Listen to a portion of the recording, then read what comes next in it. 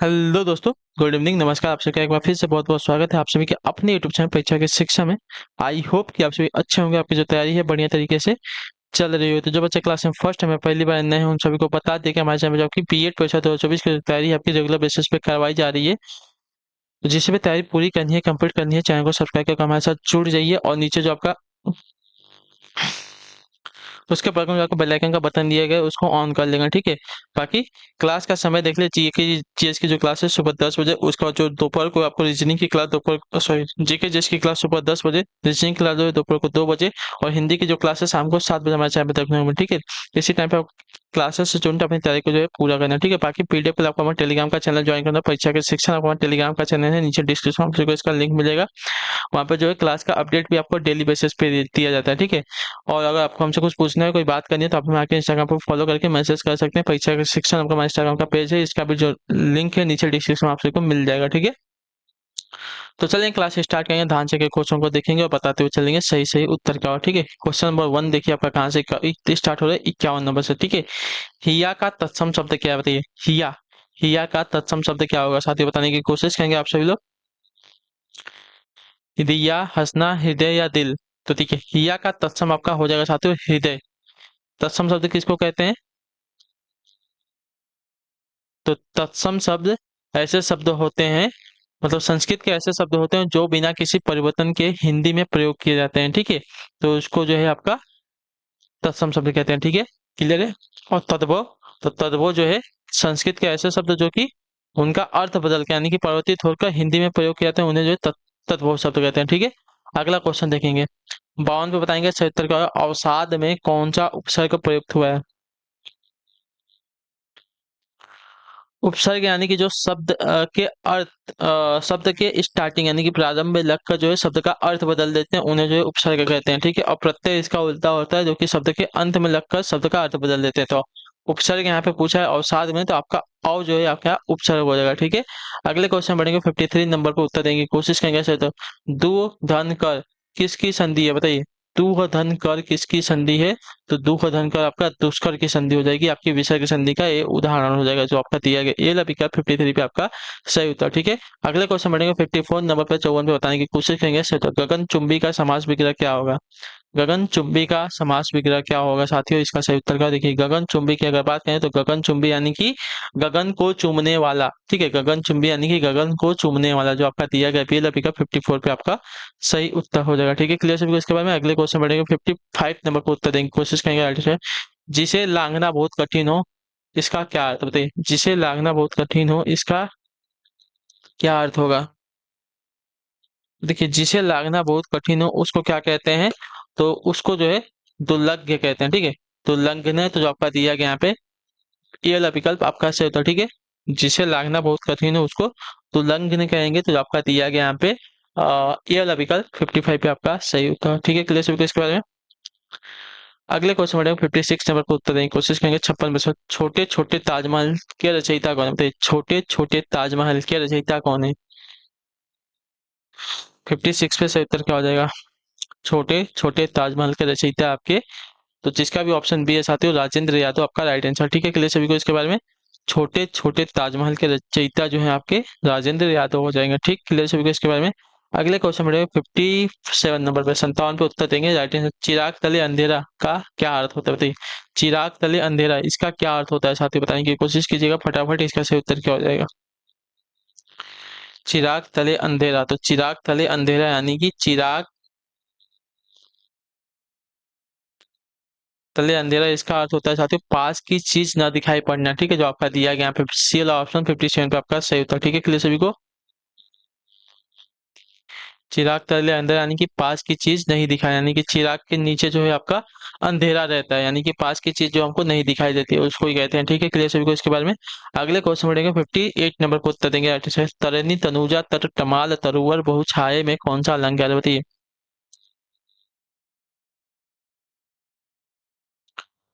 तरनी तनुज तमाल तरुवर बहु छाये, तो इसमें देखिए त वर्ड की आवृत्ति बहुत बार हुई है, ठीक है। तो बार बार इसी एक शब्द की आवृत्ति बार बार होती है, तो वहां पे क्या होता है आपका शब्द नहीं वर्ड की आवृत्ति, ठीक है। जब कहीं पे भी एक वर्ड की आवृत्ति बार बार होती है वहां पर आपका अनुप्रास अलंकार आता है, जो आपका दिया गया डी वाला विकल्प आपका सही उत्तर है। ठीक है, क्लियर सभी को इसके बारे में। अगले क्वेश्चन बढ़ेंगे, आपका देखेंगे 59 नंबर 59 पे बताएंगे राइट आंसर। 52 के तोलो भाव रति का अर्थ क्या बताइए। 52 के तोलो भाव रति का अर्थ क्या होता है। तो देखिए बिल्कुल ठीक हिसाब, ठीक है। 52 के तोलो पावरती, इसका जो अर्थ होता है बिल्कुल ठीक हिसाब होता है, तो जो आपका दिया गया यहाँ पे बी वाला ये वाला ऑप्शन आपका यहाँ पे सही उत्तर। ठीक है, क्लियर सभी को। अगले क्वेश्चन बढ़ेंगे 60 पे उत्तर देंगे कोशिश करेंगे आंसर। शेर के कान का तड़ना मुहावरे का अर्थ क्या बताइए। शेर के कान का तड़ना मुहावरे का अर्थ क्या होता है साथियों। 60 पे से उत्तर क्या हो जाएगा बताइए। तो देखिए शेर के कान का तड़ना मुहावरे का अर्थ होता है बहुत चालाक होना, जो आपका दिया गया यहाँ पे सी वाला विकल्प आपका राइट आंसर हो जाएगा। ठीक है, क्लियर सभी को। शेर के कान करतरना मुहावरे का अर्थ होता है बहुत चालाक होना। ठीक है, क्लियर सभी को इसके बारे में। अगले क्वेश्चन बढ़ेंगे। जो चालाक व्यक्ति होगा वही शेर के कान कतर सकता है, यानी कि बहुत चालाक हो सकता है। ठीक है, 61 नंबर पे सुरीला का विलोम क्या होगा बताइए।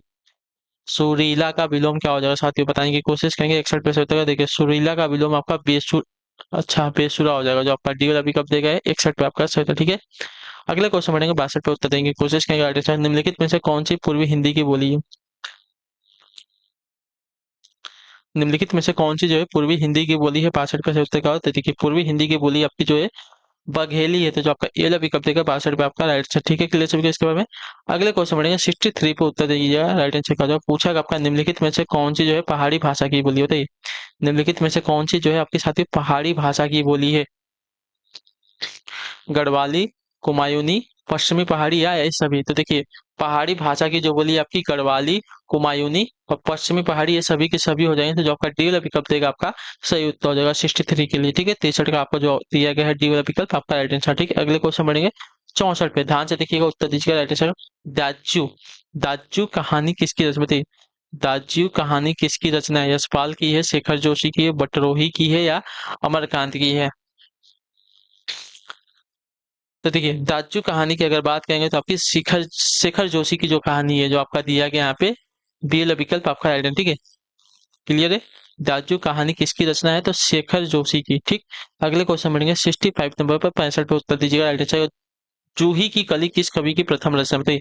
जूही की कली किस कवि की प्रथम रचना है साथियों, इसका राइट आंसर क्या हो जाएगा, फटाफट उत्तर दीजिएगा। ठीक, तो जूही की कली की अगर बात करेंगे साथियों तो ये जो आपकी हो जाएगी साथियों किसकी, तो निराला की। ठीक है, सूर्यकांत त्रिपाठी निराला की, तो जो आपका दिया गया ये वाला विकल्प आपका है, जूही की कली सूर्यकांत त्रिपाठी निराला की प्रथम रचना, इतने याद रखिएगा। ठीक है, अगले क्वेश्चन बढ़ेंगे 66 पे बताइएगा राइट आंसर का। ऋण जल धन जल किसका रिपोर्ट तार है बताइए। धन जल ऋण जल धन जल, ठीक है, ऋण जल धन जल किसका जो है रिपोर्ट तार है बताइए। तो ये जो आपका फरीश्वर नाथ रेणु का है, जो आपका दिया गया यहाँ पे ये वाला विकल्प आपका सही था। ठीक है, ऋण जल धन जल जो है फरीश्वर नाथ रेणु का जो है रिपोर्टाज है, तो जो आपका दिया गया यहाँ पे ये वाला विकल्प 66 पे आपका सही उत्तर। ठीक है, अगले क्वेश्चन बढ़ेंगे 67 पे, ध्यान से देखिएगा उत्तर देंगे की कोशिश कीजिएगा। 67 पे से उत्तर किसकी रचना जो है रेणु की नहीं है, मतलब कौन सी रचना जो है रेणु की नहीं है। ठीक है, मतलब फरीश्वर नाथ रेणु की नहीं है, वो हमसे पूछा। ठीक है, महिला आंचल, पड़ती परिकथा, पलटू बाबू रोड, देहाती दुनिया, इन चारों में से कौन सी जो रचना है आपकी रेणु की नहीं है, फरीश्वरनाथ रेणु की।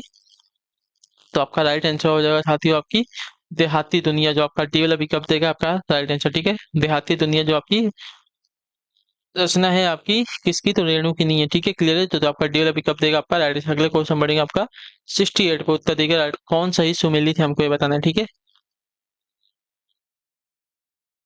सही सुमेलित हमसे पूछा है, तो देखिए निर्मल वर्मा, जो आपका दिया गया ये वाला विकल्प निर्मल वर्मा आपकी अंतिम अनुयायी की रचना है। ठीक है, अंतिम अनुयायी की जो आपका ये वाला विकल्प देगा है 68 पे आपका सही उत्तर। ठीक है, क्लियर सभी को। अगले क्वेश्चन बढ़ेंगे 69 बताइएगा राइट आंसर कौन सही सुमेलित नहीं है। ठीक है, कौन सही सुमेलित नहीं है, इसका सही उत्तर क्या हो जाएगा।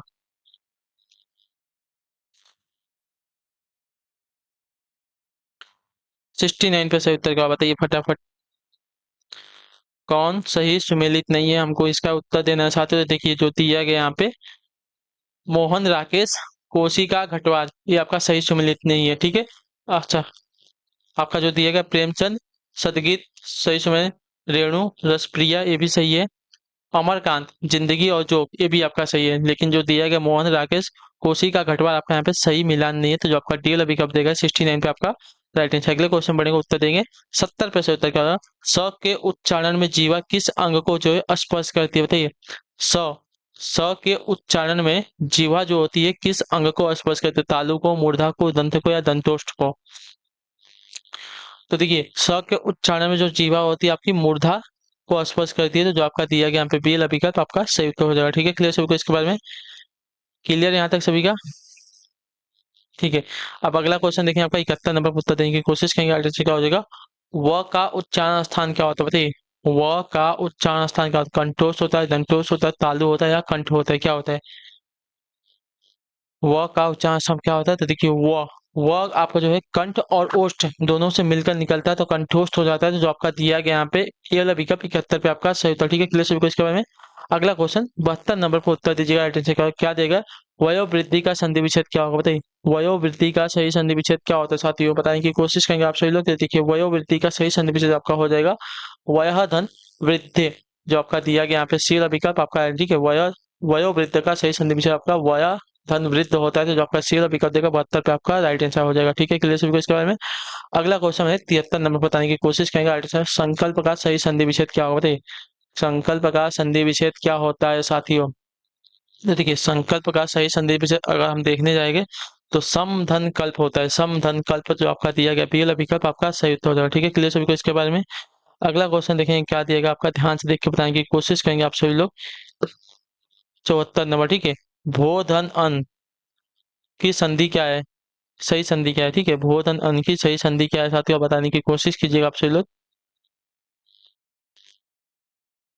बताइए जल्दी जल्दी, इसका सही उत्तर क्या हो जाएगा। भो धन अन की सही संधि क्या होती है साथियों।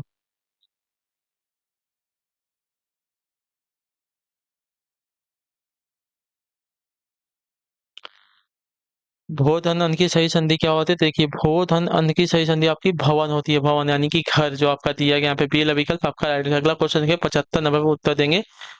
निम्न में से कौन सी वर्तनी आपकी शुद्ध है, 75 से उत्तर शारीरिक की वर्तनी कौन सी शुद्ध है साथी बताइए। तो शारीरिक की वर्तनी जो दी गई है सी वाली आपकी शुद्ध हो जाएगी। ठीक है, क्लियर है। पहले रॉ पे जो आपकी बड़ी ई की मात्रा और छोटे ई की मात्रा जो है दूसरे रॉ पे लगी है। ठीक है, क्लियर है सभी को इसके बारे में। तो शारीरिक की वर्तनी जो आपका दिया गया सी वाला अपने यहाँ पे शुद्ध है। ठीक, क्लियर है। तो इसी के साथ जो आपकी क्लास है आज की यहीं पे कंप्लीट होती है। आई होप जो क्लासेस आती है अच्छी लगी, अच्छी क्लास को लाइक करके चैनल पर पहले तो चैनल को सब्सक्राइब करो और हमें जो है कमेंट करके जरूर बताएगा आपको जो क्लासेस आती है कैसे। ठीक है, तो हम आपसे मिलते हैं आपकी अगली क्लास में, तब तक के लिए टाटा बाय बाय, जय हिंद, जय भारत। आपसे क्लास से जुड़ने के लिए बहुत बहुत ही धन्यवाद साथी।